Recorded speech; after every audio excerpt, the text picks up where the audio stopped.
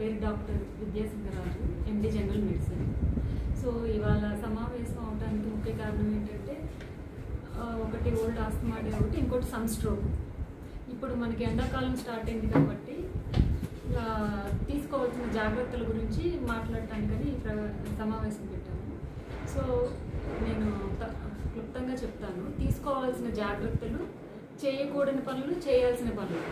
So first ఏంటంటే తీసుకోవాల్సిన జాగ్రత్తలు. ఎండలకి సమయం పాటించాలి, బయటికి ఎప్పుడు వెళ్ళాలి, టైమింగ్స్ 11 to 3 అసలు వెళ్లకుండా ఉంటే సాధ్యమైనంత వరకు అవాయిడ్ చేయగలిగితే మంచిది. ఇంకా చిన్నపిల్లలు, వృద్ధులు అయితే 10 to 4 మెయింటైన్ చేసుకోవాలి. నీడ పట్టునే ఉండి వెంటిలేషన్ ఒకటి. వెంటిలేషన్ అంటే చక్కగా గాలి వచ్చేటట్టు చూసుకోవాలి, నీడ పట్టున ఉండాలి. సో దానికి మనం ఏం చేయగలగాలంటే చల్లగా ఉండేటట్టు తయారు చేసుకోవాలి ఉండే ప్రదేశం. ఫ్యాన్ గాలి వచ్చేటట్టు, క్రాస్ వెంటిలేషన్ అంటాం. గాలి లోపలికి రావాలి, అదేవిధంగా ఆపోజిట్ నుంచి బయటికి వెళ్ళాలి, అదొకటి చూసుకోవాలి. అంటే ఎప్పుడైనా అవసరమై బయటికి వెళ్ళాలి అనుకున్నప్పుడు చేయాల్సినవి ఏంటి, తీసుకోవాల్సిన జాగ్రత్తలు ఏంటి? వెళ్ళే ముందు కనీసం ఒక గ్లాస్ నీళ్ళైనా తాగాలి, తాగి బయటికి వెళ్ళాలి. వెళ్ళేటప్పుడు రోడ్డు మీద నడిచేటప్పుడు కానీ తీసుకోవాల్సిన జాగ్రత్తలు ఏంటంటే తలపైన ఒక టోపీ అయినా ధరించాలి, గొడుగు పట్టుకొని వెళ్ళటం ఒకటి ఇంపార్టెంట్. నెక్స్ట్ వాటర్ బాటిల్ ఒకటి క్యారీ చేయాలి. ఎక్కువ వడగాలికి ఎక్స్పోజ్ అవ్వకుండా చూసుకోవాలి. తీవ్రమైన ఎండగా ఉన్నప్పుడు ఆ ఎండలో బాగా శ్రామికంగా అంటే ఎక్కువ కష్టపడే పనులు సాధ్యమైనంత వరకు అవాయిడ్ చేయాలి. నెక్స్ట్ బట్ ఎన్ని జాగ్రత్తలు తీసుకున్నా ఒక్కొక్కసారి వడదెబ్బ తగిలి ఎవరైనా అది వడదెబ్బ కాదా అని మనకు అనుమానం రావచ్చు. లక్షణాలు ఏముండొచ్చు, కొంతవరకు ఏముంటాయంటే వాళ్ళకి తల తిరగటం, బాగా ఒళ్ళంతా వేడిగా ఉండటం, చెమట అస్సలు పట్టకపోవటం, బాగా డ్రైగా అయిపోవటం, స్కిన్ ఉన్న దాని మీద సంతులం అంటాం, బ్యాలెన్స్ అంటాం. అంటే మనకి ఒరిజినల్గా ఎలా ఉంటుందో ఆ బ్యాలెన్స్ కోల్పోయినట్టు పేషెంట్కి అర్థమవుతుంది. సో అవి ఒకటి జాగ్రత్తలు గమనించుకోవాలి. తల దిమ్ముగా ఉండటం, హెడేక్ రావటం, ఫీవర్ వచ్చినట్టు ఉండటం, ఇంకా కొంచెం సివియర్ అయితే వామిటింగ్స్ అవ్వటం, ఇవి అవుతాయి. సో ఇమీడియట్గా అలా జరిగినప్పుడు ఏం చేయాలి?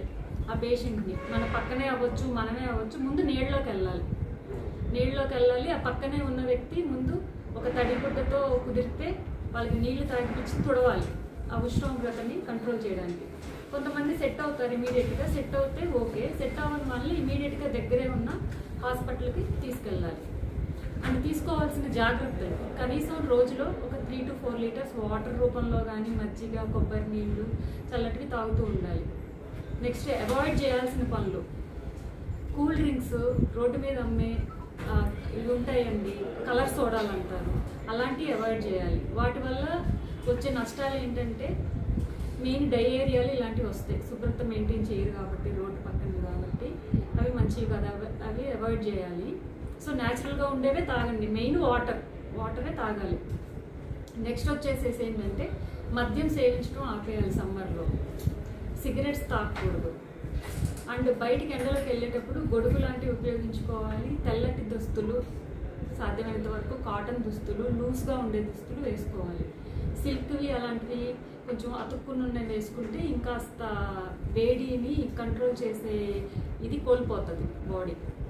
సో ఇవన్నీ జాగ్రత్తలు తీసుకుంటూ నేను చెప్పినట్టు ఎమర్జెన్సీ సిచ్యుయేషన్లో వెంటనే ఆ పేషెంట్కి వాటర్ తాగించడము, కొంచెం తుడవడము, ఒళ్ళు ఇవన్నీ చేసి ఇమీడియట్గా హాస్పిటల్కి ఏదైనా దగ్గరలో ఉన్న హాస్పిటల్కి రిఫర్ చేస్తే అప్పుడు వెంటనే ప్రమాదం అవ్వకుండా కాపాడుకోవచ్చు. సో ఇవి తీసుకోవాల్సిన జాగ్రత్తలు ఇవన్నీ. ఎస్పెషల్లీ వృద్ధులు, చిన్నపిల్లలు ఇంకా జాగ్రత్తగా ఉండాలి.